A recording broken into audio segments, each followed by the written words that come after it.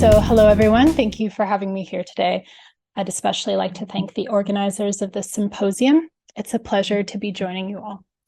So today I'll be talking about the photographic studios of German-born Canadian photographer Minna Keene. When I was introduced to the photographs of Minna Keene in 2019, I was struck by the fact that I had never heard of this prolific photographer before. Very little information was available on her life and career, excluding an article by Malcolm Corrigal in 2018 and a 1990 article by Andrew Roger. My preliminary research revealed that Keene's photographs had only been exhibited once after 1943 until this century. First in the 2016 exhibition, Painting with Light, Art and Photography from the Pre-Raphaelites to the Modern Age at the Tate Britain, and again at the Toronto-based Stephen Baldry Gallery in 2019. The Stephen Baldry Gallery exhibition, Minna Keene and Violet Keene, Parent-Chief, Two Generations of Photography, was the first to display Keene's work in Canada since 1984. It was clear to me that Keene was a renowned photographer during her lifetime. For example, one of her many achievements included her position as one of the only women fellows of the Royal Photographic Society, also known as the RPS, a male bastion of pictorialist photography in the early 20th century. And yet she had almost been completely erased from public and photohistorical view after her death. Keene's obscurity until recently is indicative of a common oversight in photohistorical research in which early 20th century women's studio practices remain under-examined. To further my research and support my master's thesis, in 2022, I spent 9 months examining the Minna Keene and Violet Keene Parent-Chief collection at the Image Center in Toronto, the most extensive archive of Keene's work in the world.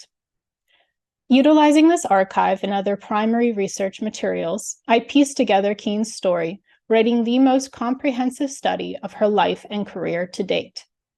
Today, I will be sharing an overview of my research on Keene, a fine art and commercial photographer, for whom the studio was a dynamic concept, continuously modified to suit her needs, rather than a conventional space defined by four walls. Keene set up studios both indoors and outdoors, finding room to cultivate her artistic practice, regardless of how often she uprooted her life cross-continentally.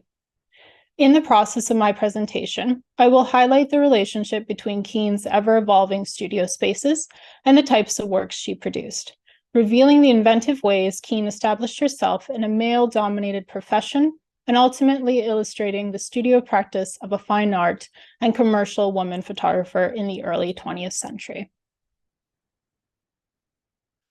From the onset of her career, Keene demonstrated a desire for artistic expression, perseverance in achieving technical mastery, and a strong business acumen. Born Doris Wilhelmine Charlotte Tonne-Bonnet on February 5, 1859 in Germany, Minna immigrated to England in the late 1870s or early 1880s. In 1887, she married children, although only 2 survived infancy. Keene embraced photography in the late 1890s, during a period of shifting social attitudes regarding how women should behave and what roles they could assume. Having already explored other mediums of artistic expression, such as drawing and painting, Keene was compelled by photography, as it, quote, called for an appreciation of line and space, patience, and practice, end quote. Believing she already possessed an understanding of these aesthetic visual elements, Keene alleged that, quote, the latter could be acquired, so I started, end quote. Keene began her career by photographing her children and later the garden. Keene's home became her studio, into which she would carefully transpose natural specimens from the garden to the indoors, arranging plants, flowers, and miscellaneous organic materials, as well as taxidermied animals, to create scenes that mimicked the outside. With these elaborate static setups, Keene had complete control over exposure length and depth of field. The stillness of her subjects, made possible by bringing them indoors, allowed her to adjust her composition and lighting to whatever ends she desired. In January 1903, at the age of 44, Keene registered these studies for copyright and self-published the first edition of Keene's Nature Studies, a series of 3 folios containing 10 plates each. The 2 images on this slide are examples from these folios. The folios, later republished in 1905 and 1906, were critically acclaimed as valuable reference material for painters. After immigrating with her family to Cape Town, South Africa in 1903, Keene began operating a photographic studio from the family's home garden and experimenting with different photographic processes, including platinum, carbon, and gelatin silver printing. In her garden studio, Keene received clients who were among Cape Town's affluent white community, particularly women. Many of these women were the wives of prominent political and society figures of South Africa's British and Afrikaner settler population. Inspired by the style of the pre-Raphaelite Brotherhood, Keene costumed and composed many of her female sitters as characters from religion, mythology, and romantic literature, utilizing flowers, plants, and fruits as symbols of femininity. Outside her studio, Keene photographed Cape Town's sub-Saharan and Muslim populations in the typological style, a visual system of classification popularized by anthropologists in the 1870s. In 1906, she registered a company to publish these photographs as postcards, which she disseminated in Cape Town. The postcards were popular with South Africa's white settler populations who purchased and posted them across South Africa or overseas, primarily to England. These postcards speak to the colonial milieu that strove to visually emphasize culture, class, and racial difference. In this context, Keene's South African type studies were highly praised for their, quote, great scientific and educational value, end quote.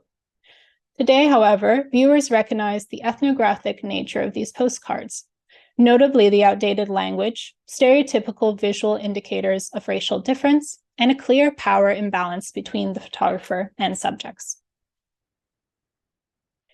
In recognition for her, quote, successful nature study work and photographic pictorial studies of racial types, end quote, Keene was elected a fellow of the RPS on December 9, 1908, becoming the first woman in South Africa to receive this prestigious honor. Although the RPS was one of the only photographic societies which purported to accept women members, few women were elected fellows. By 1910, only 6 women, including Keene, were fellows of the RPS, in contrast to approximately 227 male fellows. That same year, Keene was invited to join the Brotherhood of the Linked Ring. However, the society was disbanded before Keene could be made an official member. By 1912, Keene had opened a second studio location in Cape Town and was the primary breadwinner for her family.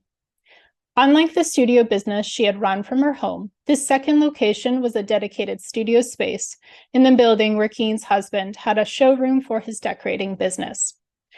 Unfortunately, she did not have the opportunity to enjoy the space for an extended period of time. Where Keene's photographic businesses thrived, her husband's entrepreneurial efforts were far less successful. Consequently, the Keene family emigrated from South Africa to Canada in 1913. In Canada, Keene and her family settled in Montreal, where they lived in an apartment near what is today known as René Lévesque Boulevard. Between 1913 and 1915, Keene advertised her home address as her commercial studio. She accepted clients in her apartment while also offering to travel to clients' homes to take their portraits. A brief interlude from the studio was provided in the summer of 1914 when Keene, now in her 50s, was commissioned by the Canadian Pacific Railway, also known as the CPR, to photograph the Rocky Mountains. Although the Rockies have been photographed by various distinguished male photographers, including the Montreal-based commercial firm William Notman and Son, the CPR, quote, hoped that she would provide a new way of looking at the magnificent vistas, end quote. With her daughter in tow, Keene photographed the CPR's hotels and various landscapes in the Rockies, including Banff and Lake Louise, while also producing typological photographs of the Indigenous people native to these locations. Both Keene's views of the mountains, as well as her photographs of Indigenous peoples, contributed to the romanticization of the Canadian West Coast as part of the larger settler colonial project of nation building in Canada. While in Alberta, Keene was approached by the multi-millionaire press baron baron, William Randolph Hearst, to manage one of his commercial studios in New York City, all expenses paid. Hearst sought Keene for her style and reputation and employed her to create a series of portraits of the women and children of New York society. For 2 weeks, in November 1914, Keene moved to New York, where she operated one of Hearst's studios. Although her work was well received by clients, after 2 weeks, Keene abruptly left the position without informing Hearst and moved back to Montreal. She cited several reasons for her departure, namely her anxiety over her son's involvement in World War I, which had just begun that previous summer, and her frustration with the ambivalent attitudes of Hearst and the Americans towards the war. On May 1st, 1915, Keene opened her first Canadian studio outside her home on St. Catherine Street in Montreal. That same year, Keene traveled to Toronto, where she established another studio location at 5 Bloor Street West. She traveled frequently between the two cities, but by January 1918, Keene was spending longer periods of time in Toronto, leaving her daughter Violet to manage the Montreal studio.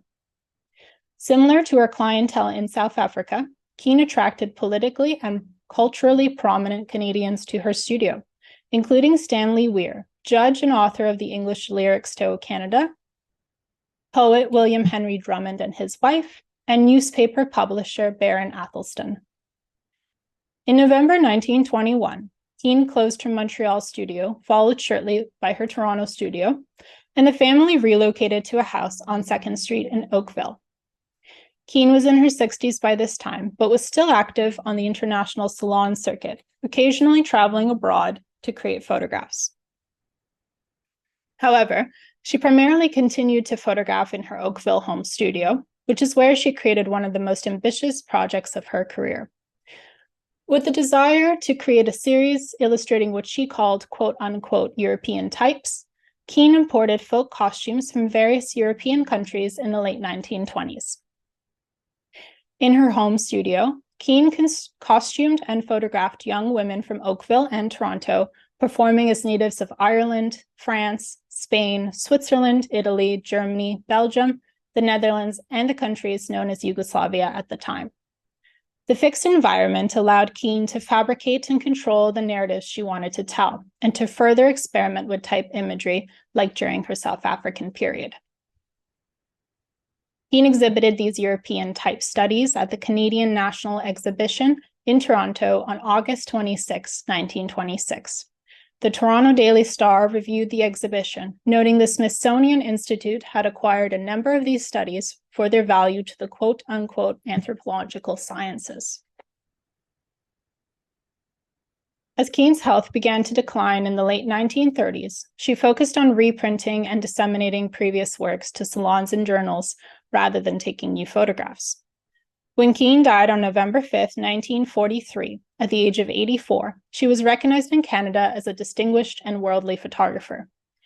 Following her death, her daughter Violet, also a photographer, took over the Oakville studio. Keene's career spanned over 40 years, during which she self-published the critically acclaimed Keene's Nature Studies, was elected a Fellow of the RPS, photographed numerous eminent members of white South African, New York, and Canadian society, produced typological studies of various cultural and racial groups, created publicity photographs of the Rocky Mountains for the CPR, and maintained several photographic studios transnationally. Beginning and ending her career with studios within the home, Keene's creative production thrived regardless of formal studio spaces. As I continue my research into the career and works of Minna Keene, there are many areas remaining to explore. Some of these areas, for example, include the impact of Keene's transnational career on her visibility within the photo historical canon, and Keene's place within the broader history of women studio photographers in Canada. Having laid the foundation with my master's thesis for future researchers to contribute new scholarship on Keene, in turn supporting research on early 20th century women commercial and fine art photographers, it is only a matter of time until the name Minna Keene is again as recognized as it once was. Thank you.